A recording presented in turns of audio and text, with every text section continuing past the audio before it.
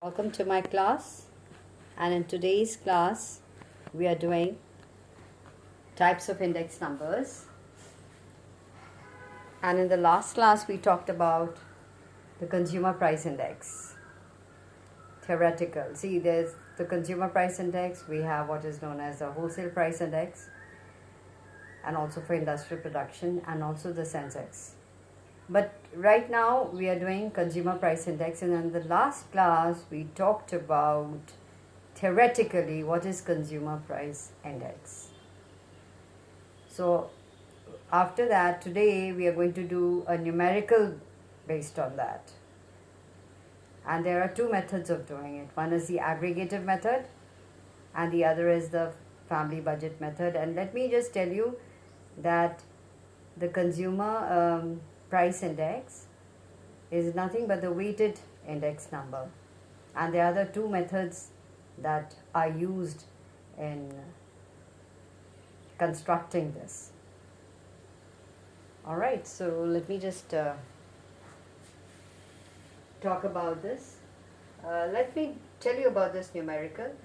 The monthly expenditure, the monthly per capita expenditure incurred by workers of an industrial group during, I put as 2001 and 2015 are given.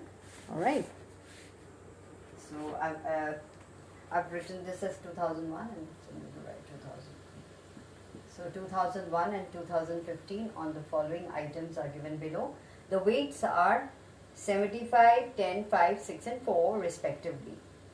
So prepare a weighted index number for cost of living for 2050 with 2001 as base. So this becomes 100, 2001. So the items are food, clothing, fuel, house, rent and miscellaneous, and the weights that they are given according to the importance is 75, 10, 5, 6 and 4. Alright. And the prices in the base year, that is 2001, was given as 100 for food, 20 for clothing, fuel 15, house rent 30, miscellaneous 35. And the current year price was 200, rather is in this numerical, 25 for clothing, 20 for fuel, house rent is 40, miscellaneous is 65. So we're just assuming some values, that's it. So now we have to do, if I can call this as Q0 also. I can call weights as Q0. So remember last year's method. So P1 into Q0. So or P0 into W is Q0. So what did we do? 75 into 100, okay, and 7500, then 20 into 10, 250 into 5, 75, 30 into 6, 180, 35 into 4 is 140, and then you got to sum that up. So what we get is 8095. Okay, now we come to current price P1 into W or Q0. So 200 into 75 is 15,000, then 10 into P1 is 25 is 250, 20, again P1 into W, 20 into 5 is 100, 40 into 6 is 20, 240, 64 into 4 is 260. So then now the next step is we've got to calculate, we have to sum that up. So we get 15,815 for calculating now the cost of living index by the aggregative expenditure method that it is known as. So what do? We sum that up, we sum this up, that is P1 Q0 divided by P0 Q0. So this is how what we get, alright, into 100. So the CPI, Consumer Price Index, or the expenditure incurred by workers of an industrial group in 2015 over 2001 is 196% approximately, which means that there has been a 96% increase in the cost of living, that is the expenditure. And alternatively, the same thing with the same data, that is P0, P1 and weights, what we can do is we can use the family budget method. That is a weighted average of price relative. So what do?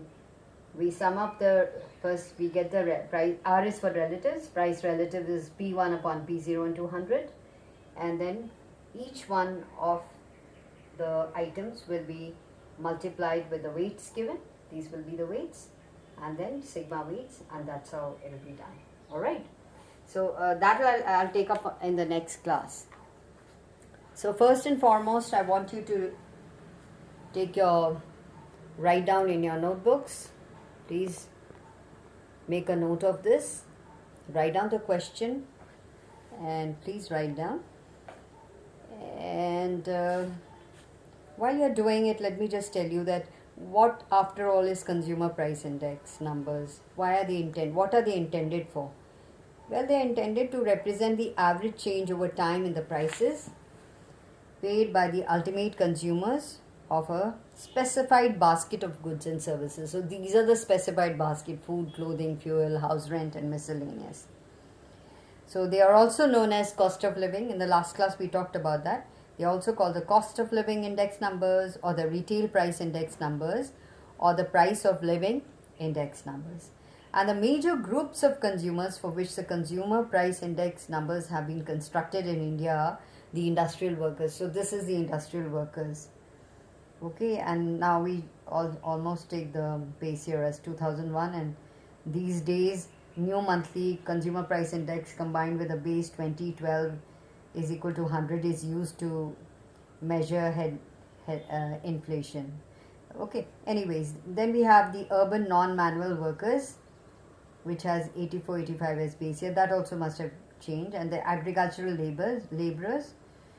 Now these three different consumer price indices for different categories of customers are being constructed because consumption baskets differ in case of different groups of consumers, right? So among these three price indices, the consumer price index for industrial workers is the most popular index in India. So it is almost considered as an appropriate indicator of general inflation. So here we've used 2001 as a base year. Now after all, what is a utility? Now consumer price index numbers are of great use in wages or salary negotiations. Okay, so what we do is there's almost like an automatic adjustment of wages or salaries or dearness allowances, which are governed in the country by such index numbers. And they also are used to measure the purchasing power of money, and also thirdly, we can say that they are used as guidelines to the government for formulating the wage policy or the price policy, taxation policy, and other general economic policies. And another utility of the consumer price index numbers is that they are also used in analyzing the markets of different goods and services.